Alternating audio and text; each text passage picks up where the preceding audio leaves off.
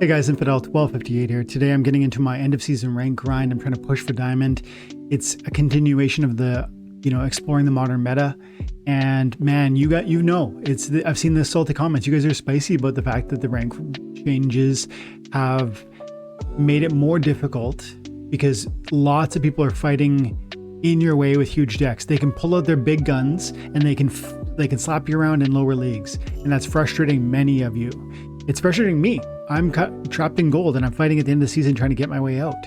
So I am making some progress here. I'm having a good little streak, 4 in a row here, and I've had some really cool wins. I wanted to log on and do a video because I'm going to play at least 3 more games because I think I can reach into diamond right now.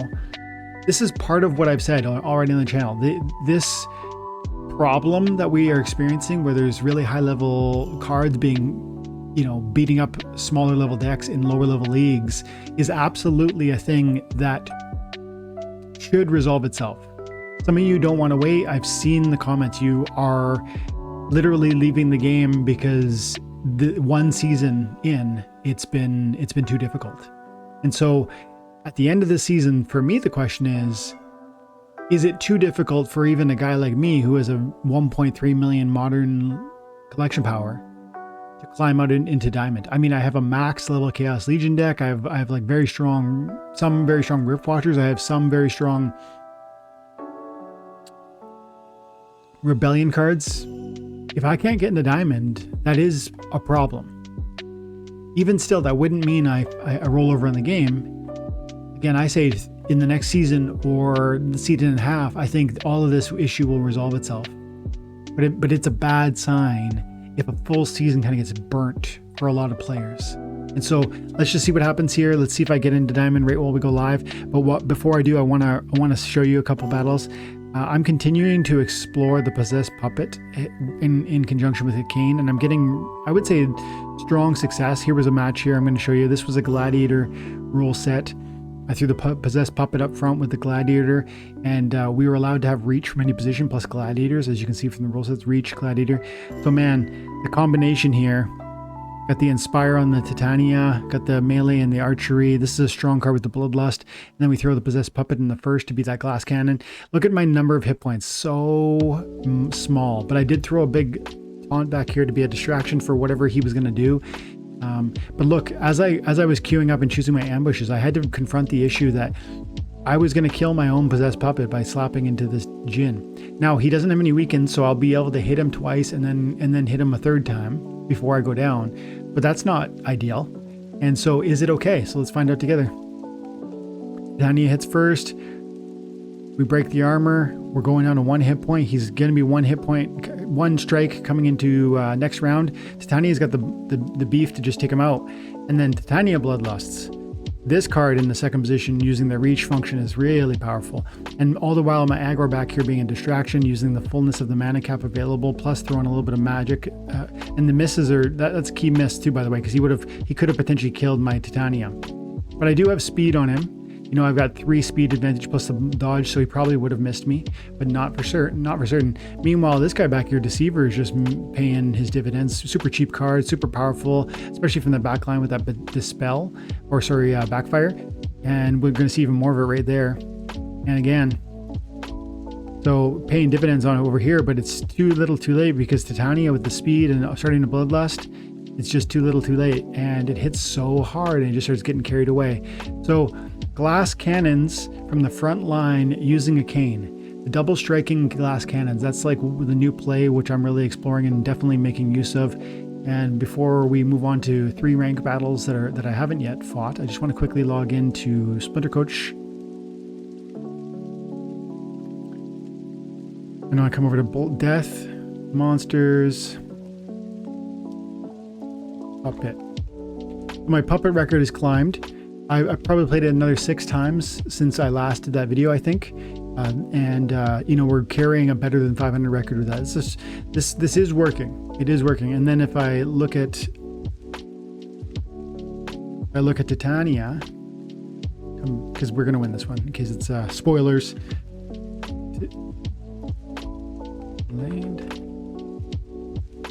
Can we see Glads on this one? Is that her name?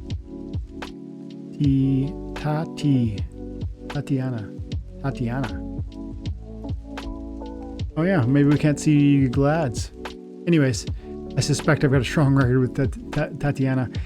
Let's carry on. We'll do 3 battles, and we'll see if we can squeak into... If we go 40, 40, 40, if we get 3 in a row, I suspect we push right into Diamond. Okay, 36 mana, odd monsters only. I'm immediately drawn to Earth, and I could take advantage of my taunt. Misselect Slip Spawn. There's some fire cards that are really strong. Archers that are off, that are odd. Ooh, I could do it again. Let's do it again. Let's do it again. When was the last time I ran it? I ran it 5 battles or more ago. So let's give it a shot. We're going to Kane. We're going Death. We're going 7 to bring out the Possessed Puppet. And then we've got lots of options from the reach position. We don't have to do a reach monster, but this is a very juicy. See, the double strikers are key. And if the Possessed Puppet goes down, this is a resilient second line tank. So I do like that, but that's not necessarily the only sort of play or option. You don't even need to go melee because, by the way, with Dragon, you could bring out like an Ag or Longtail, and you got from the second position, you're doing some damage. You're creating a distraction that might give your Possessed Puppet more time to breathe. I don't know if I love that. I like, so far I like Carnage Titan better. You could also do like a Red Worm Dragon, which if it slips into the first spot is a tank. That stun is going to be, juicy and appreciated, and it might be a little bit more. I'm running out of time. I got to focus. I can't do as much conversation because I need to dial in what I'm doing here, and I really need to win these matches. Slow is cool, but the repair is probably irrelevant. I like the sneak if I start doing some sneak, but the poison is so powerful. Ooh, you know what? I like that with the double poison, but I kind of maybe don't want the Osher Constantia then.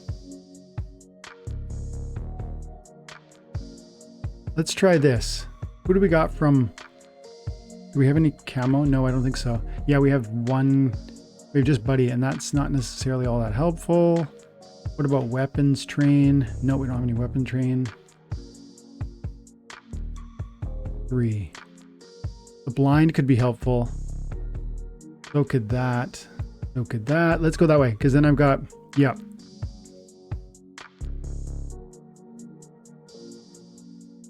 I don't know about the Venari Marks Rat. It might be better to... No, I think that... Yeah. We're going to go like this, because I'm more concerned about a sneak play. And the Crypt Beetle has a shield. So if the poison doesn't land, which is a 50-50 chance on the Uraeus, my Crypt Beetle has a few turns of life, like 4 or 5 turns. It's 5 turns, unless the poison lands.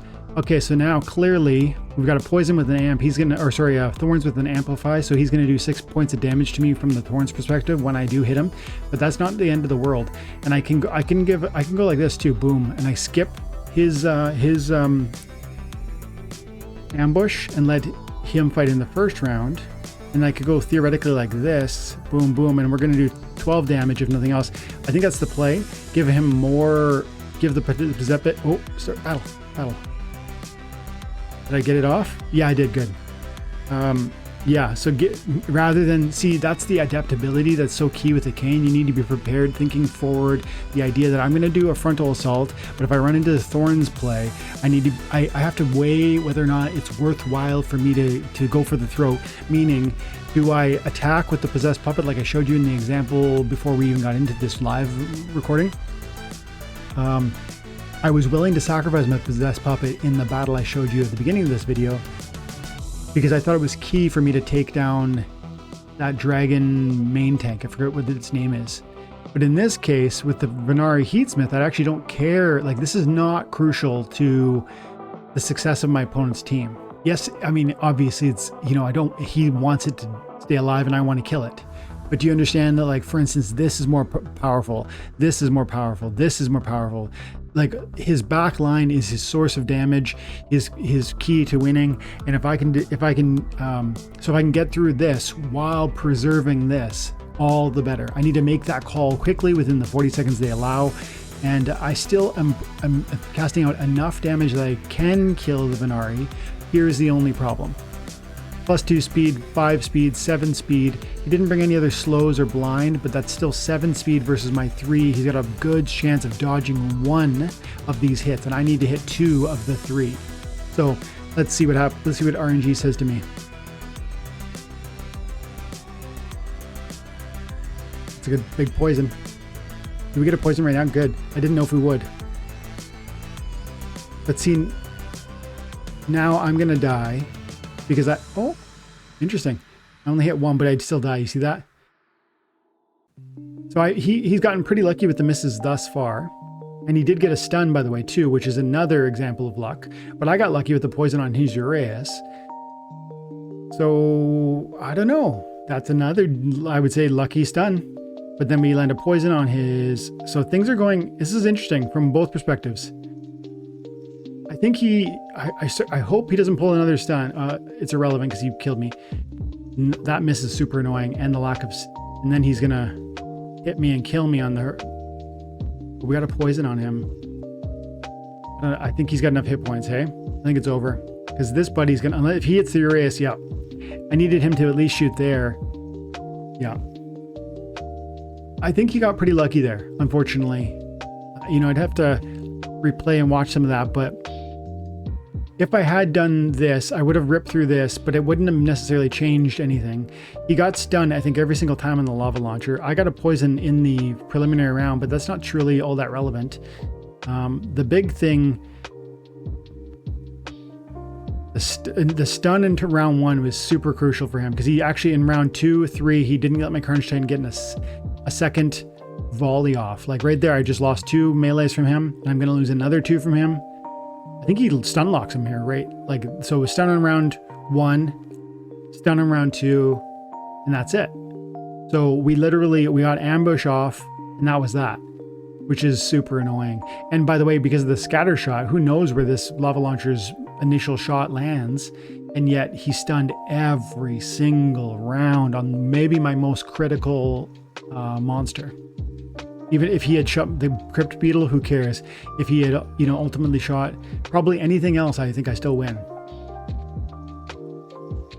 And even if that last shot had shot over here instead, I think my Uraeus would have had 1 more shot, and as long as we hit, you know, we win. So that was pretty unlucky, but we'll keep going. It is it's a high risk play. Putting that Possessed Puppet in the front line is a high risk play. It's, 5 hit points. It's nice when you can bring a Protect because that armor matters. It, it gives you that much more sustainability and gives you that much more likelihood that the play is going to actually turn out in your favor. Although I liked how I set it up. I think it was a strong play. I think it just got a little unlucky.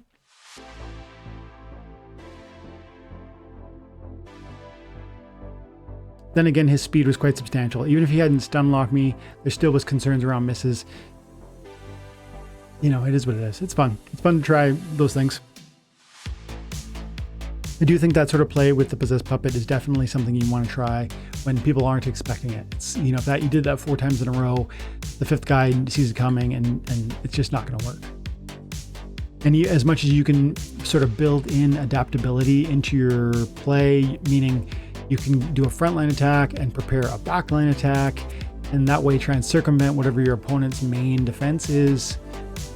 All that is great, but the ambush is maximally effective when you are absolutely just charging down the gun. You know what I mean? Like you're heading down the front line of your opponent and you just steamroll through their main defense. The Arcane play is most effective in sort of that unidimensional approach. Not saying if you get red, like me, if your opponent knows what you're up to and you send everything at the front line and they prepare in such a way, they can thwart you. There's lots of plays that are super resilient, protect, shield, thorns, whatever, whether it's silence or demoralize or whatever the case may be to bring down your damage output. There's lots of ways a frontal assault can be sort of slapped down. But if you use a cane in a way where you are fully committed to one attack place, that a cane is just going to burn it down even faster, and that actually can be a really critical break point, I think. But let's see this. So only archers, low mana,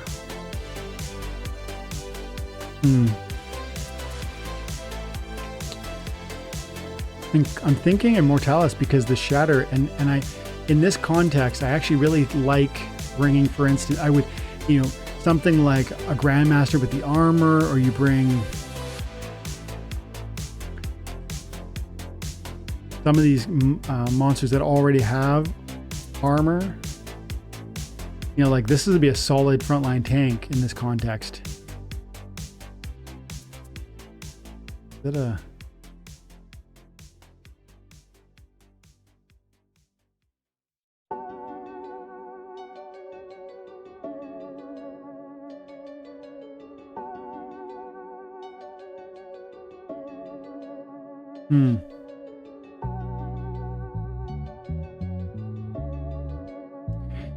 I'm interested in that play. I don't know if it's ultimately where I want to land.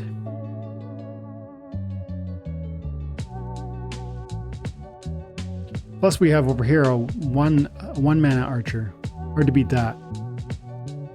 He's got a 4 speed. I like that. Fungus Slinger has a 4 speed. I like that.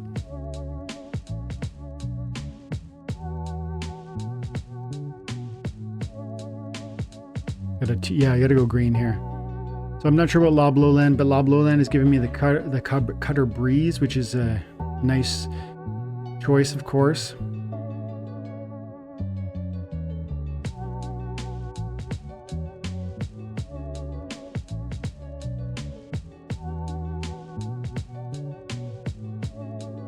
I'm running out of time. And then 3, what do I got for 3? 1 more hit point.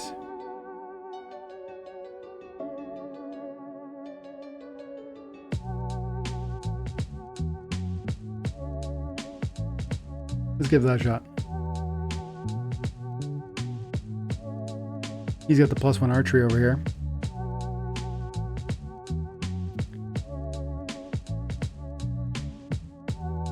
I don't know. I have more cards on the table, more damage.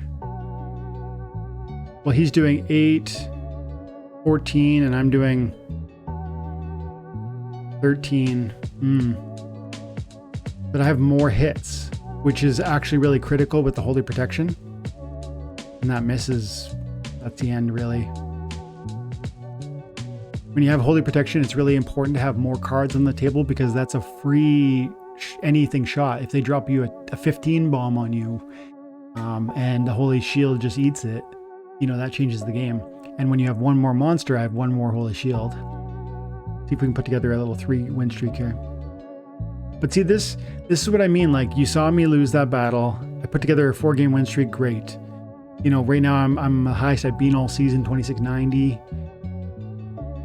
You know, I still need to win 3-4 matches in a row here just to scrape diamond. And then I do believe I would enter into like a different place and maybe I would climb faster. At least historically, that's what would happen. But I actually don't know in this context because the way the leagues used to calculate my opponents, it would prefer to find me a match within gold if I was a gold person. Now it's supposed to be trying to find people in my rank rating area, you know, within my range. And so with that in mind, when I squeak into diamond, I think I'm still going to be playing the same challenging battles. Meaning, I don't actually know that I'm going to have an easier time once I'm in diamond 3 in climbing. I think it's going to be the same slog. And so that's problem exists for everybody. I read somebody's comment saying like, Dwayne doesn't get it. It's like terrible in bronze. It's terrible in silver. It's terrible. Guys, it's this same problem exists at every level.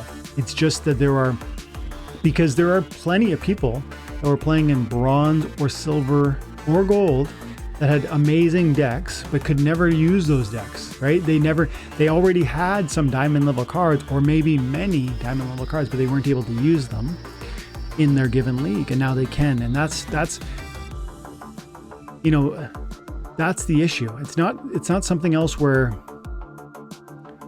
you know, some, you know, league is particularly affected. Maybe gold, if any league is particularly affected, I would say gold diamond is, because lots of people were in that range last season fighting in those range because this gold was desirable. That's the biggest clog that you need to fight through for people to actually find their genuine deserving placements. Everything hits, melee only, no armor.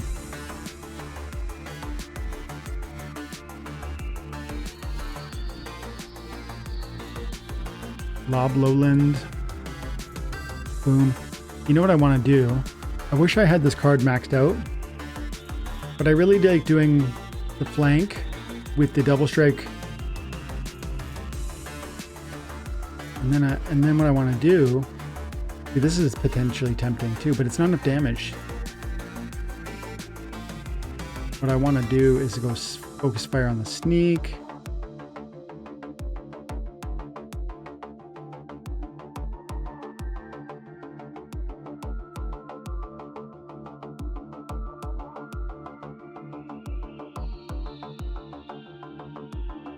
I think I might like to bring out another taunt.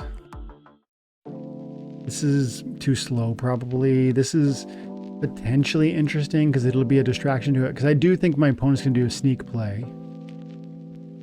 Which means I probably want to get rid of Venari. And I'll bring out the...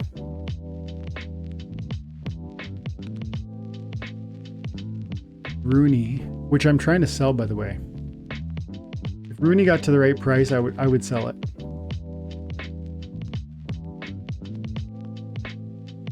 This is interesting. Yeah, I'm going to try that.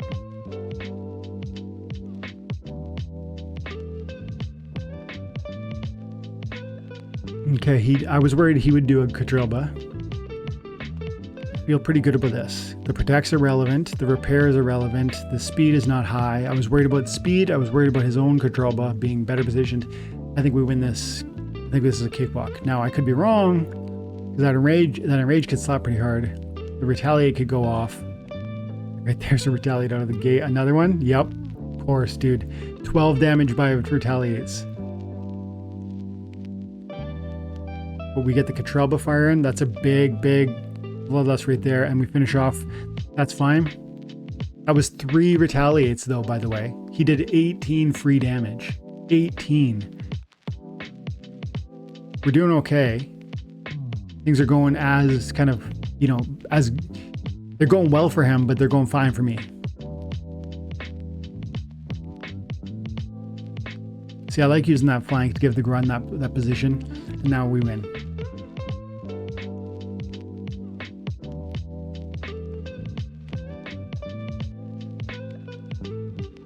There it is. Cool. Get one more. Oh wait, we're 90 points out. We win this, we're 50 points out, but I'm gonna give it a break even at that moment, even if I do win this one.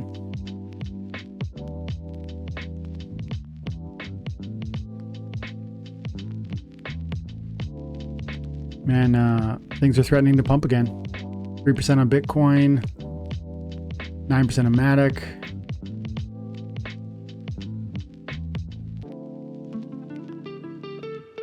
Love to see this punch through with force beyond that 3-cent mark. I checked vouchers this morning. They're 4.5 cents. Okay, they were 4.8. At the end of the season, the match liquidity is just not. There's not enough players. This is the problem. I mean, I know we don't want bots, but at the same time, man, it is frustrating to sit here. You want to get into a groove and you're like waiting on 5 minutes or 2 minutes for a match. Very frustrating. Often, you know, this brings me back to the old days where I used to think, did my website crash? Did my computer crash? And you hit refresh and it's like, then the battle is already halfway in. There's 30 seconds into the battle. It's like that can happen, and it's frustrating. It's stressful. That wasn't too bad. Okay, low level, really low level. I think I want to bring Dragon because I want to make use of some of the 2-mana monsters over there on Dragon. And I think I want to keep it cheap. So I probably go fix the Devious. For one more, I could get the Arcane out there. For one, that's irrelevant. I'm gonna go this way, but I'm gonna think about a cane as an option. Archery.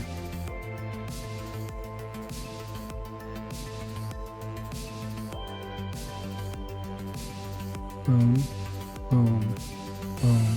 I like this team already because archery can punch from the front line, which means my opponent might pick archery, which means I want to do the archery nerf.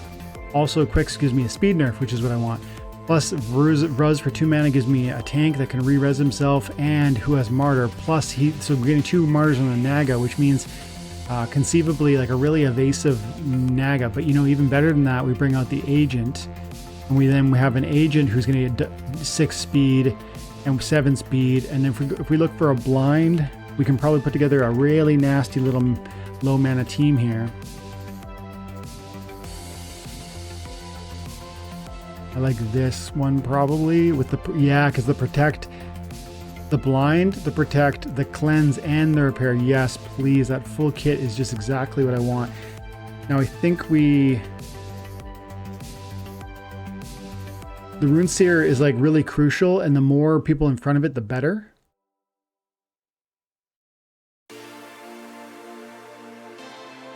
This is probably, yeah, I would say that's the angle.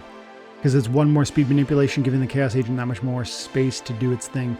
If my opponent does a Yasik, which I doubt, that would be annoying because the Scattershot would go around. Even though there's Fog of War, Scattershot will shoot past it. I believe.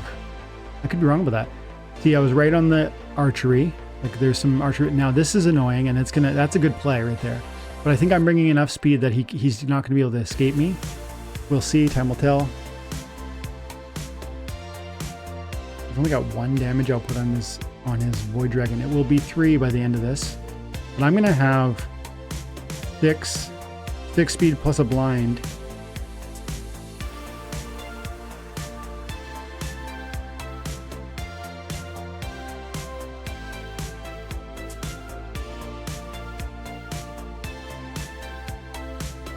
That's a huge poison. Huge. See, Scattershot goes around the Fog of War, like I said. Acid Shooter might be the win, cause me to win this. That he hits me right out the gate too, by the way. No messing about. I need to escape something here. Like I need to dodge something. I do have a dodge and a blind working for me, right? So I have the dodge is a 25%, the blind is a 15%, it's a 40% chance to avoid anything, even if they're equal to me in speed. But they hit me with the Dispel, which erased a lot of my speed, and that might be all Buddy needed. We'll see. I need to get a juicy poison on something. That's a big finish, but he has a res there. No, good, good, good. I do think this is going to win it though, now that I see it's sort of snowballing. Oh, that poison though. No, he's got a res though, doesn't he? He's got a res. That's a huge kill too. I mean, he gets the res off of it, but still, I wish I got a backfire off that one. And he gets the miss. It's a huge poison kill. He skips this round and no, he will fire this one time. I need to hit him somehow. Somehow, some way, I need to hit that dragon now. I mean, that's irrelevant. This is the win condition. I need to hit the dragon this turn. Nope. Oh, I do have 1 more chance at it, don't I? Wow. I lucked out there. He had a 65% chance to dodge me. He had 4 speed on me plus a flight. I lucked out at the end there for a 40 win. Okay, fun battle. I am currently 50 points out of diamond. I'm going to leave it there, guys. Thanks so much for your time and attention. I hope you're having an amazing day. God bless.